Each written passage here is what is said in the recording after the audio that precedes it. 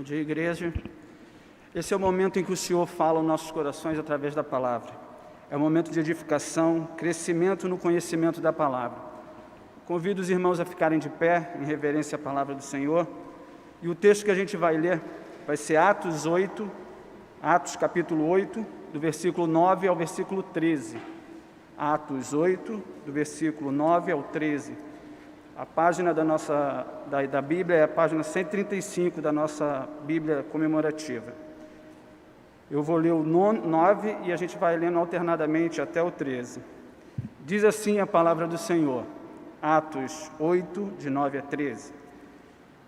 Ora, havia certo homem chamado Simão, que ali praticava a mágica, iludindo o povo de Samaria, insinuando ser ele grande vulto, ao qual todos davam ouvidos, do menor ao maior, dizendo: este homem é o poder de Deus, chamado o grande poder. Aderiam a ele porque havia muitos os iludira com mágicas. Quando, porém, deram crédito a Filipe, que os evangelizava a respeito do reino de Deus e do nome de Jesus Cristo, iam sendo batizados, assim homens como mulheres. Todos juntos. O próprio Simão abraçou a fé e, tendo sido batizado, acompanhava a Felipe de perto, observando extasiado os sinais e grandes milagres praticados. Amém. Podeis sentar. Louvado seja Deus. Quero convidar os queridos a manterem a Bíblia aberta no livro de Atos, no capítulo 8. Eu gostaria de pensar com os irmãos nesta manhã a respeito do Evangelho e a respeito da falsa religião, entendendo ser o Evangelho a manifestação da verdadeira religião, daquilo que o Senhor Jesus Cristo instituiu, e considerando ser a falsa religião qualquer outra que não seja o Evangelho. Eu quero pensar com os irmãos nesta manhã, porque o Evangelho tem características próprias, tem marcas singulares. E nós vemos na Bíblia e na história exemplos do verdadeiro Evangelho e da falsa religião. Uma das formas que nós temos de discernir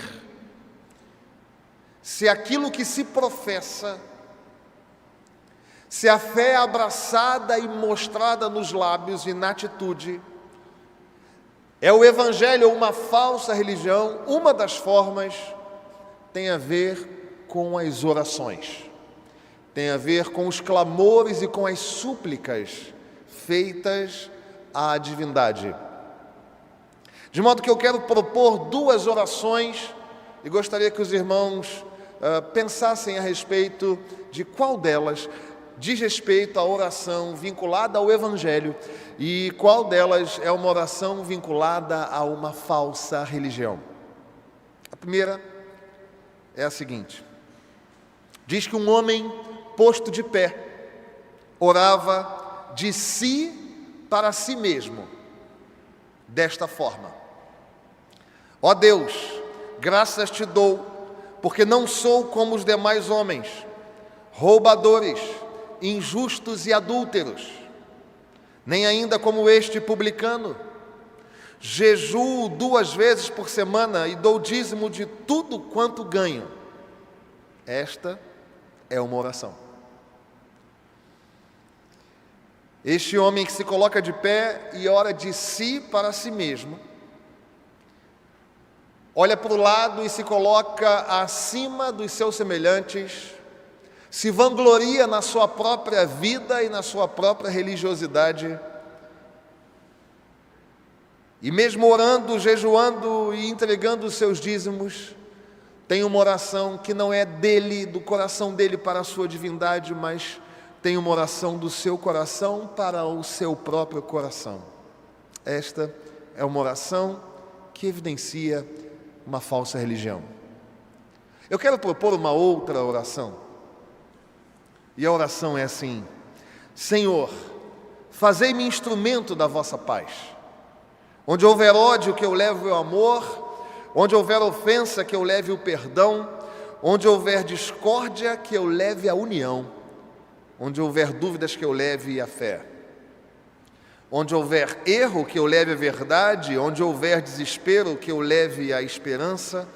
Onde houver tristeza, que eu leve a alegria. Onde houver trevas, que eu leve a luz. Ó Mestre, fazei que eu procure mais consolar que ser consolado, compreender que ser compreendido, amar que ser amado. Pois é dando que se recebe, é perdoando que se é perdoado e é morrendo que se vive para a vida eterna. Claro está que esta é uma oração vinculada aos preceitos do Evangelho. Esta não é uma oração em que o orante fala de si para si mesmo, mas ele fala para o Deus dos céus. Esta é uma oração em que aquele que clama ao Senhor, clama para que Ele seja a bênção na vida e na história e na jornada do outro. É uma oração marcada por valores distintivos do verdadeiro Evangelho do Senhor Jesus Cristo: amor, perdão, união, fé, verdade, alegria e luz. É uma oração que fala desta vida e fala para além desta vida, fala da eternidade. Esta, popularmente conhecida como oração de São Francisco, foi atribuída a este homem em que pese saber que ela não tem autor. Ela historicamente é conhecida como Oração da Paz. A sua primeira aparição é em 1912. Talvez você esteja aqui pensando ser esta a oração de São Francisco. Na verdade, isso é um equívoco histórico, porque certa vez na Itália saiu um panfleto e de um lado estavam versos desta oração e do outro lado, do verso da página, uma figura de São Francisco. E a partir deste momento, então, passou-se a vincular esta palavra, esta oração, a este homem. No entanto, não há autor nesta oração. O texto também lido fala de uma falsa religião e de um evangelho puro e genuíno. O texto de Atos 8 aponta para nós o caminho de uma religião verdadeira e de uma religião falsa. E apenas para contextualizar os amados, a partir do martírio de Estevão, no capítulo 7, nós vimos como esta morte marca o início de uma grande perseguição à Igreja do Senhor, a igreja que pregava o Evangelho de Jesus em Jerusalém. Agora, já no capítulo 8, Lucas registra o avanço do Evangelho à cidade de Samaria. Samaria, que era uma cidade cujas bases, sejam sociais ou religiosas, eram controversas. Uma vez que a religião era mista, uma vez que eles pegavam itens, pegavam aspectos do judaísmo e de religiões pagãs, mas não apenas isto, havia também miscigenação. O texto aponta então para a vida e para a atuação de um homem chamado Simão, o mágico, que iludia as pessoas e que era conhecido como o grande. Ele atraía pessoas com seu discurso mentiroso. Veja que as palavras vinculadas à atividade de Simão, seja no verso 9, seja no verso 11 e 12, são palavras que falam de mentira e de engano. Esta é uma falsa religião. E neste mesmo ambiente controverso, neste mesmo ambiente de Samaria, em que havia muitas influências, surge ali um diácono, um servo do Senhor, pregando o Evangelho de verdade, pregando o Evangelho da verdade. E diz-nos a palavra do Senhor que muitos foram os convertidos, e uma vez convertidos, batizados, transformados. E é interessante como nós, olhando para este contexto controverso da cidade de Samaria, nós vemos hoje muita identificação com o Brasil. Uma igreja evangélica que se acostumou a se afastar da palavra de Deus. Uma igreja evangélica, especialmente a brasileira, que se acostumou a não observar a boa prática da oração, a boa prática do jejum, a boa prática do estudo, da leitura e do alimento da palavra de Deus, mas passou a incorporar nos seus cultos, nas suas manifestações religiosas, vassouras, canetas, rosas, óleos e tudo isso ungido. Passou a incorporar copos de água que recebem oração e que são jogados em casa para limpar coisas como mal olhado. Nós precisamos lembrar, queridos, que um dos grandes homens de Deus na história, chamado Erasmo de Roterdã, afirma: o veneno daqueles que participam da igreja sem sinceridade em seus corações é ainda mais nocivo do que aqueles que a perseguem abertamente. Erasmo de Roterdã vai dizer que aqueles que são supostamente da fé, mas não são sinceros, estes são piores do que aqueles que atacam a igreja e o evangelho de forma aberta. Diante desta controvérsia entre aquilo que é uma falsa religião e aquilo que é o evangelho, eu quero propor para nós refletirmos nesta manhã o seguinte tema: oposições entre a falsa religião e o Evangelho de Cristo. Se você gosta de anotar, anote o tema do sermão desta manhã: oposições entre a falsa religião e o Evangelho de Cristo. Nós vamos olhar para o texto e vamos aprender que oposições são estas. E a primeira oposição é que a falsa religião é marcada por orgulho e o Evangelho promove uma vida quebrantada. Vou repetir.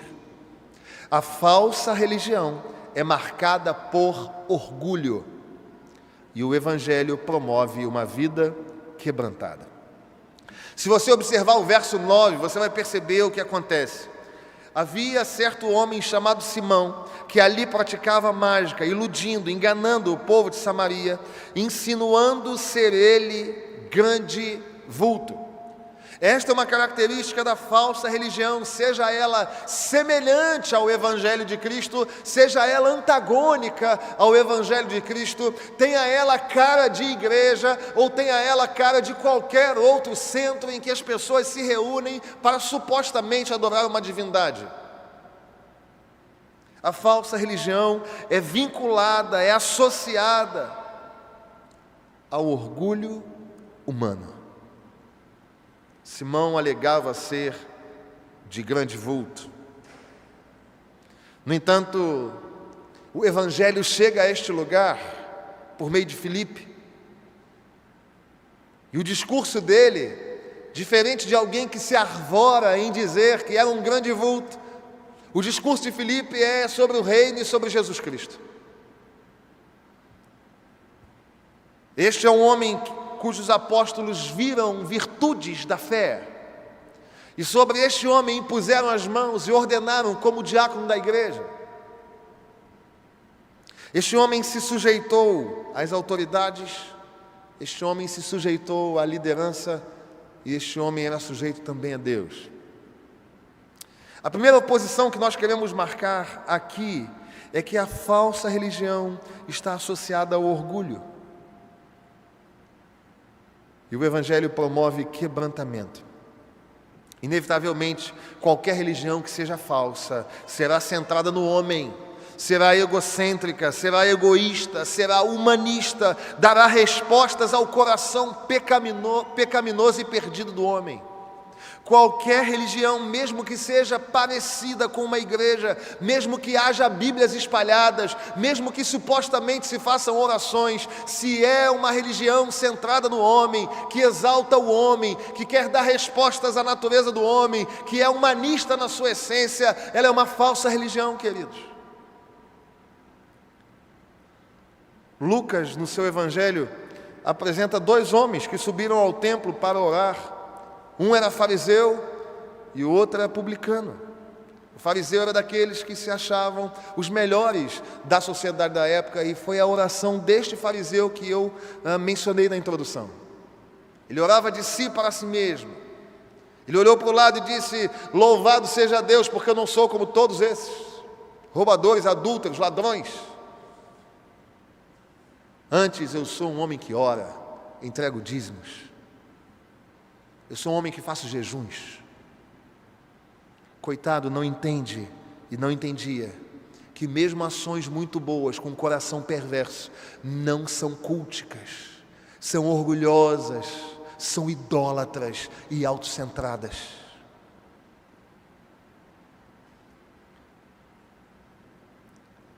Ele até realizava boas ações, irmãos, mas a bondade dessas obras foi destruída pela sua soberba e pelo seu orgulho. A soberba é o maior dos obstáculos para uma santidade plena diante de Deus e para um coração que aceita a graça de Deus em Cristo Jesus. Se nós lembrarmos o conceito de graça, nós vamos trazer ao coração, trazer à memória que graça é, você aprendeu na escola dominical, favor imerecido. Só que o orgulhoso não suporta a ideia de receber alguma coisa imerecidamente, porque ele olha para si e vê o seu coração e a sua jornada como digna de receber alguma coisa. É por isso que o orgulhoso tem dificuldade, é por isso que o soberbo tem dificuldade de absorver, de receber a graça de Deus em Cristo Jesus, de entendê-la meramente como graça. Nós devemos implorar todos os dias por um espírito humilde. Nós devemos implorar todos os dias ao Senhor por quebrantamento e humildade. Aliás, o próprio Senhor Jesus Cristo, em Mateus capítulo 5, no verso 3, diz: bem-aventurados os humildes de espírito, porque deles é o reino dos céus. O mesmo Senhor Jesus Cristo, em Mateus 11, 29, diz: aprendei de mim, que sou manso e humilde de coração. É impossível, irmãos, conciliar piedade cristã e soberba. Piedade cristã e orgulho é impossível, são inconciliáveis. Isso tem muito mais a ver com a falsa religião do que com o Evangelho de Jesus. Alguém pode pensar: pastor, mas como isso se manifesta na vida, na prática, na jornada? Nas relações com os outros, a soberba nos torna inflexíveis, impacientes, exagerados na afirmação do próprio eu. A soberba arvora para si direitos. O soberbo se coloca indiferente à dor do outro, se torna frio e calculista, injusto nos juízos e nas palavras. O soberbo tem prazer em falar desnecessariamente de si mesmo, coloca-se como o ponto de referência para qualquer atividade da vida. O soberbo tem dificuldade de falar: olhe para Cristo.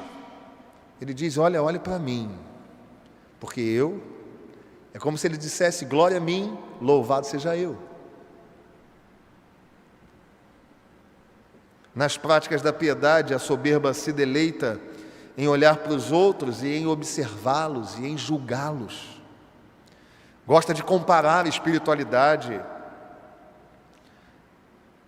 Olha para o outro para descobrir defeitos. E essa é uma tendência minha e é uma tendência sua, porque é uma tendência do pecado. Nós nos esquecemos que no Salmos 34, verso 18, o Senhor afirma estar perto daqueles que têm o coração quebrantado, contrito e salvos de espírito abatido. Tiago capítulo 4, verso 6 diz que Jesus, que o Senhor resiste aos soberbos. Meu irmão querido, o Evangelho de Jesus nos chama a uma vida quebrantada, enquanto a falsa religião faz um apontamento para o orgulho e a soberba. Segunda oposição. A falsa religião gera popularidade do homem. O Evangelho aponta para Cristo como o Senhor. Olha o que nos diz o verso 10, queridos.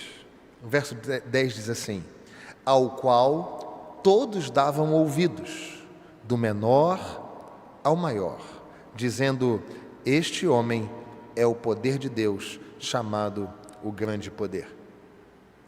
Este homem chamado Simão queria para si a atenção de todos. Ele se colocava como o maior, ele tributava glórias a ele mesmo, ele colocou-se no trono da sua própria existência, enquanto Filipe, quando vai pregar, anuncia o reino de Deus e Jesus. Nós não vemos relatos em que Filipe diz: eu sou o evangelista, eu sou o pregador, eu sou o competente, eu sou o perfeito na minha oratória, eu sou o perfeito na minha dicção, eu construo frases de forma que as pessoas entendem. Não, o discurso de Filipe existe um reino de Deus, e sobre este reino existe um único rei, e o nome dele é Jesus Cristo. O Evangelho do Senhor Jesus Cristo tira do homem o centro e coloca no centro o Senhor da história. A verdadeira religião praticada por mim e por você deve estar repousada na certeza de que no trono da nossa vida só tem um homem plenamente Deus e um Deus plenamente homem. A Ele a glória na igreja para todo sempre. É interessante também observarmos como no movimento evangélico nacional, muitos homens têm se colocado como o centro das suas jornadas cristãs. Não muito raro, e aí não vai nenhuma palavra específica a nenhuma manifestação religiosa, seja ela qual for, mas as religiões do século XXI têm sido marcadas pelo desejo de uma glória ao homem. Igreja Presbiteriana do Rio, Ministério Reverendo Renato Porpino.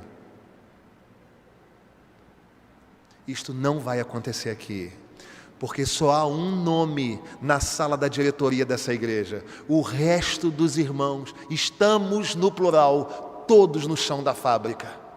Só há um nome a ser adorado, só há um nome a ser glorificado, somente um é o Senhor da nossa vida, e o nome dele é Jesus Cristo de Nazaré.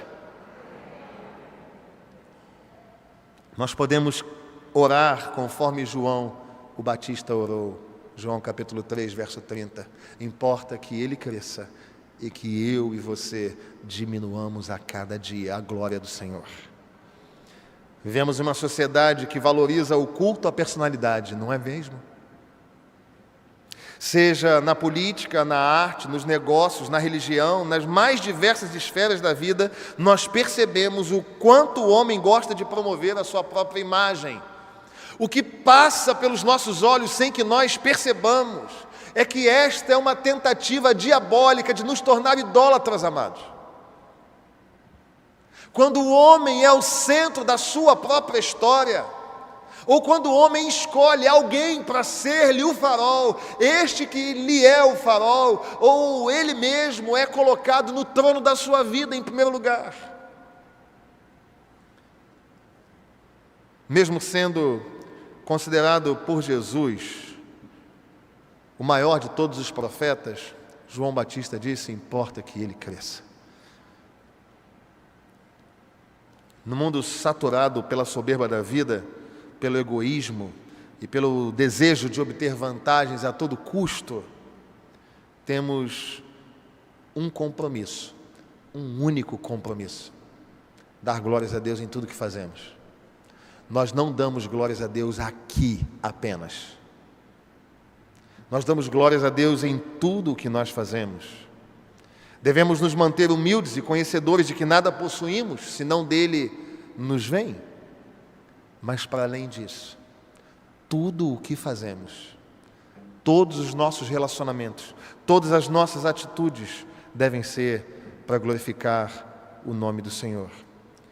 Que assumamos um papel de adoradores, de fato, na vida, de segunda a sábado, também.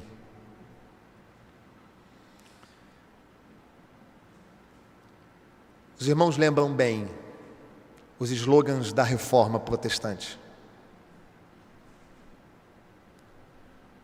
Solus Christus, sola Scriptura, sola Fide, sola Gratia, mas tem mais um. Soli Deo Gloria. Nós vivemos esta verdade. A nossa vida é para a glória de Deus, irmãos. A nossa vida não é para realização pessoal, a nossa vida não é para nossa própria felicidade, a nossa vida não é para satisfazer os desejos do nosso coração, a nossa vida não é para alentar o coração daqueles que conosco dividem a vida e são considerados da nossa família, a nossa vida não é para gerar felicidade no coração da esposa, ou no caso da esposa para o marido. A nossa vida tem um único objetivo: glorificar a Deus e gozá-lo para sempre. Em nome de Jesus que nós vivamos isso, queridos. Mas em terceiro e último lugar, a falsa religião se fundamenta em dissimulação, em mentira, em engano. E o Evangelho de Cristo promove transformação. Nós vimos que Simão chega a Samaria plenamente orgulhoso. Sou eu. Uma versão revista e atualizada pelo pastor Renato, eu sou o cara. Mas o Evangelho de Jesus humilha a cada um de nós e nos coloca como criaturas dependentes do Deus soberano.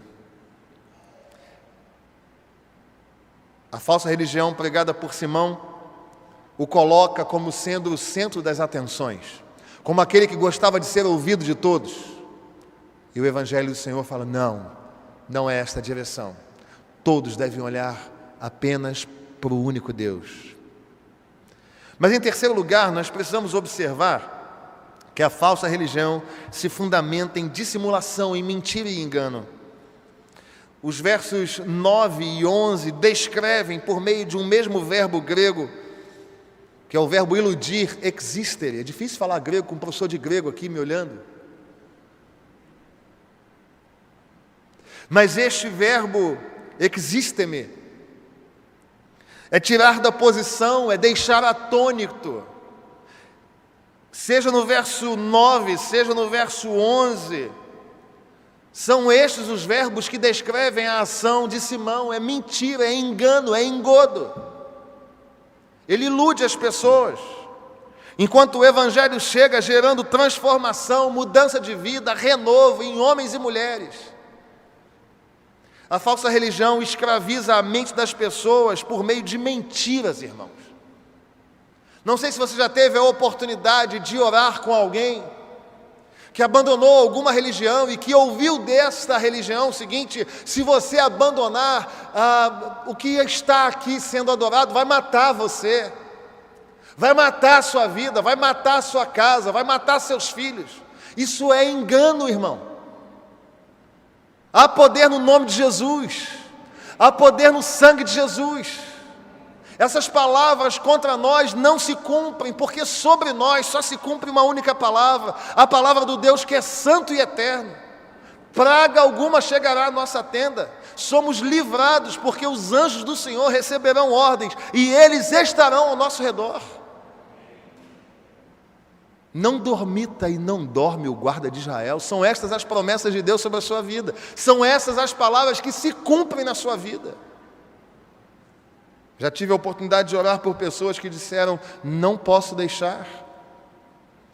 Em uma das visitas pastorais, nós fizemos uma reflexão pastoral, pregamos o Evangelho, e aquela pessoa que ali estava vinculada a uma outra manifestação religiosa, preocupada com aquilo que estava enchendo o seu coração e com o medo daquilo que estava sendo deixado para trás, disse para mim, na companhia do presbítero Rui: como é que eu faço agora? E como é que eu faço com aquelas velhas coisas? Com tons de medo, de engano. E naquela oportunidade eu disse a essa irmã: filha, assim, se alguém está em Cristo, nova criatura é. As coisas velhas já passaram e pelo sangue de Jesus Cristo tudo se fez novo. Não há engano sobre a sua vida. Louvado seja o nome do Senhor. O próprio Senhor Jesus Cristo, em João 8,32, vai dizer: conhecereis a verdade e a verdade vos libertará. Nós vivemos pelo Evangelho da verdade, queridos. Alguém pode perguntar: como assim? Como assim vocês são livres, se vocês são servos de Jesus? Não sei se você já ouviu essa pergunta, eu já ouvi. Você diz que liberdade só em Jesus, mas você se apresenta como servo dele. Ser livre não é ter a possibilidade de escolher para onde ir. Porque as pessoas estão iludidas, irmãos, com um arbítrio livre. Elas acham que têm a oportunidade de escolher peco ou não peco. Ora, Adão antes da queda até tinha, depois da queda não. Nós somos escravizados sim pelo pecado e somos libertos sim apenas em Jesus. Ninguém faz escolhas livres e espontâneas, as nossas escolhas estão escravizadas pelo pecado. Por isso que o Senhor Jesus vai dizer que aquele que comete pecado é servo do pecado. Somente crendo em Jesus, somente por meio do sangue de Jesus, por meio do sacrifício de Cristo, você é liberto. O capítulo 7 de Romanos vai elaborar lindamente que na nossa natureza não existe bem nenhum. As nossas escolhas são para o mal, queridos. Os nossos sentimentos são perversos. Os nossos pensamentos são equivocados, porque todas as esferas da nossa vida foram tocadas pelo pecado. O nome disso é depravação total do homem. Você já ouviu falar disso? E alguém diz: não, eu quero viver fora dos trilhos. Eu quero viver como eu quero. Achando que está fazendo isso de forma livre. Não, você está sendo inclinado pelo pecado. É como se fosse um trem. Nós somos um trem que precisamos dos trilhos para nos direcionar. Trem nos trilhos anda em alta velocidade, feliz. Trem fora dos trilhos da palavra, trem fora dos trilhos é desastre, irmão. Não é liberdade.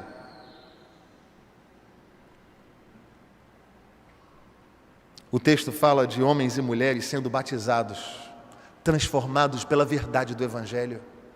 Deixa eu dizer uma coisa para você: nós servimos ao Senhor que plantou esse Evangelho em nós e no mundo. De modo que, se o pai é um péssimo pai, uma vez convertido pelo Senhor, ele torna-se um excelente pai. O cônjuge adúltero, transformado por Cristo, deixa essas práticas. Aquele que caminha de forma a subjugar, a agredir, menosprezar, ofender o outro. Aquele que aprisiona o parceiro em prisões emocionais, uma vez caminhando longe dos trilhos do Senhor. Vive em completo desastre, mas uma vez tocado pela verdade do Evangelho, ele deixa de aprisionar as pessoas. Homens de Jesus não agridem esposas, irmãos. O filho que é rebelde, uma vez tocado pelo Evangelho, ele perdoa os equívocos do seu pai, da sua mãe, do seu avô, da sua avó. Ele perdoa. O crente ferido pela instituição, seja pelo pastor, seja pelo presbítero, seja pelo diácono, seja por quem for, ferido na jornada cristã. O crente que é ferido pela instituição, se ele é alcançado pela verdade da redenção em Jesus, ele recomeça a jornada, ele não abandona. Porque nós não vivemos no engano, no engodo, na mentira, na dissimulação da falsa religião. Nós vivemos a verdade do Evangelho, e a verdade do Evangelho apresenta para nós um recomeço sempre em Jesus, sempre, querido. O Evangelho de Jesus faz uma convocação para uma vida transformada, por meio da prática da santificação. Nós somos confrontados pela verdade, pela sinceridade.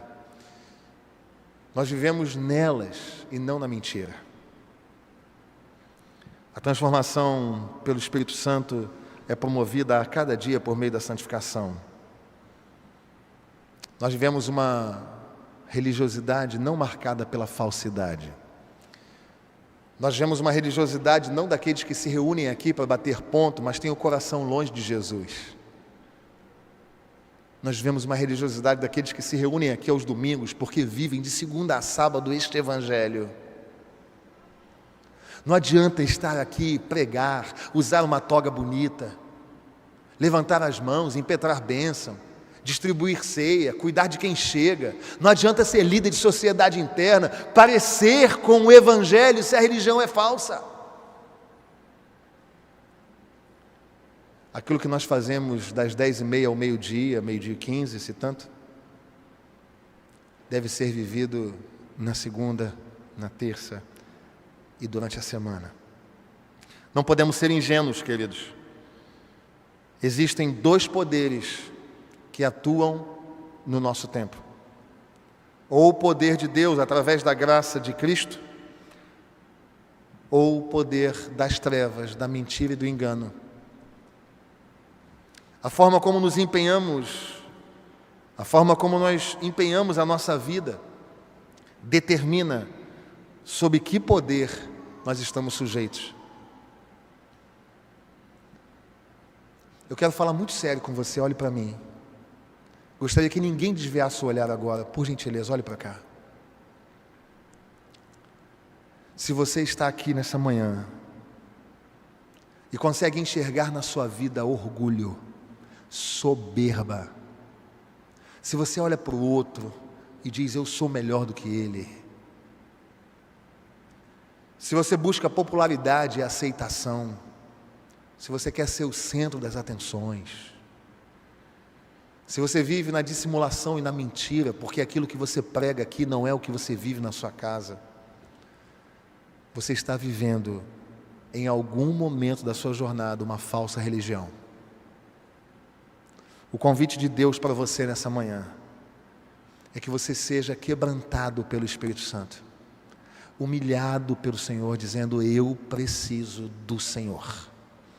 Eu não dou conta da minha vida. Eu preciso mudar a minha forma de sentir, de pensar e de agir. Eu me preservo, eu me protejo, eu levanto a minha guarda. E por muitas vezes essa postura medrosa, apavorada, é uma idolatria de si mesmo sem que você perceba. Se você tem glorificado e tem exaltado a sua família, os seus recursos, os seus bens, a sua formação, e não tem glorificado o nome do Senhor, se você exalta a sua experiência, se você exalta a sua jornada, se você exalta a sua fé, é necessário que você e eu sejamos lembrados que somente a um nós tributamos honra e glória. Talvez você precise de transformação, de mudança, nesta manhã. E o Evangelho do Senhor nos apresenta exatamente isto. Eu gostaria que você fechasse os seus olhos. Esta manhã é uma manhã de transformação. É uma manhã em que nós vamos abandonar orgulho. É uma manhã em que nós vamos voltar ao princípio de tudo. Nós vamos rever as nossas obras. Nós vamos declarar para Deus, Senhor, eu não preciso de aceitação, não. Eu preciso que o Senhor seja exaltado na minha vida. Eu quero viver a verdade do Evangelho e não a mentira do engano. Eu quero ler a Tua palavra, eu quero orar, eu quero jejuar, eu quero que tudo isso seja para a glória do Teu nome e para a santidade da minha existência. É assim. Culto reformado é assim. Nós vamos refletir na palavra. E a palavra do Senhor não volta vazia. Eu quero pedir a você que faça este autoexame. Ore ao Espírito Santo de Deus, ore ao Senhor para que por meio do Espírito Santo de Deus, Ele ilumine a sua mente, ilumine o seu coração, a fim de que você seja humilde, glorifique a Deus e seja transformado a cada dia. Talvez você esteja vinculado a pecados ainda hoje, e nesta manhã você vai ter a oportunidade de assumir diante de Deus o compromisso de abandonar a cada um deles.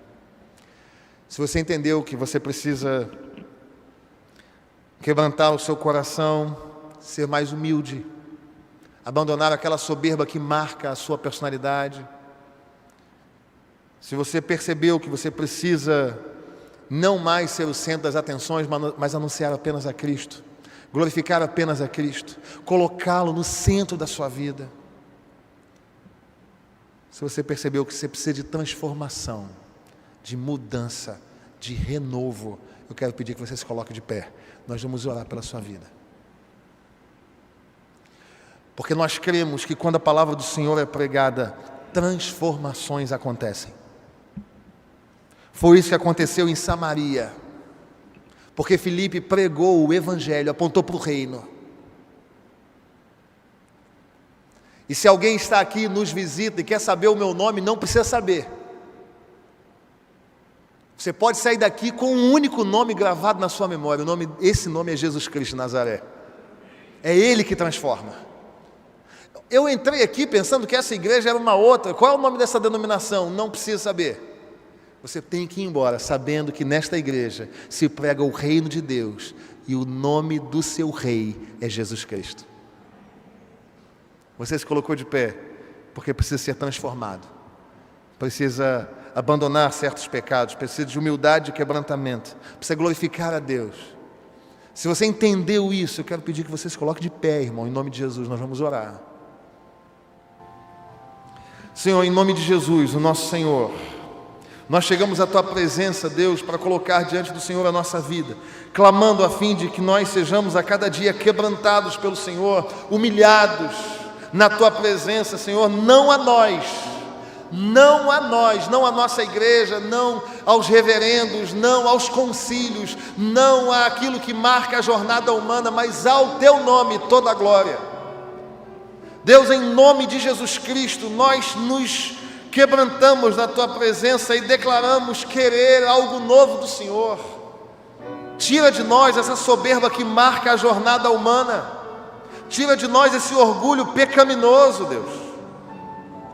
Que a nossa vida se humilhe, que nós sejamos quebrantados e que o Teu nome seja glorificado. Nós queremos Te glorificar como marido, como esposa, como pai, como filho. Nós queremos Te glorificar como empresário, como empregado. Nós queremos Te glorificar na condição de irmãos, de amigos, de servos. Nós queremos Te glorificar em tudo o que fazemos. Deus, em nome de Jesus, nos dá a verdade, nos dá a autenticidade, nos dá a integridade, Senhor, a fim de que nós sejamos transformados a cada dia. A cada dia sejamos transformados, Senhor, e que isto aconteça para a glória do Teu nome, para a expansão do Teu reino e para a alegria do Teu coração, Senhor. Somos igreja Tua e queremos servir-Te com integridade. Transforma a cada um de nós. Estes queridos que se colocaram de pé, o Senhor sabe o motivo.